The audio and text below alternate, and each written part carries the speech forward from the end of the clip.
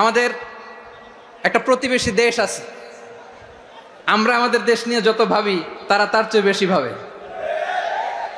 কথা বুঝতেছেন না? আরো ভেঙে বলতে হবে। হ্যাঁ, আমরা আমাদের দেশ নিয়ে যত উদ্বিগ্ন, এদের আরো টেনশন বেশি। ভারতের অনেকগুলো গণমাধ্যম, আমি জেনারেলাইজ করব না, আমাদের প্রতিবেশী দেশের সব গণমাধ্যমকে আমি দোষ দিতে চাই না। অনেকগুলো গণমাধ্যম তারা ডিস ইনফরমেশন শেয়ার করেছে। ডিস ইনফরমেশন আর মিস ইনফরমেশনের পার্থক্য আছে। মিস ইনফরমেশন না জেনে ভুল বুঝে একটা মিথ্যা বা ভুল তথ্য ছড়িয়ে দেয়া, এটার ক্ষমা আছে, এটার কি আছে।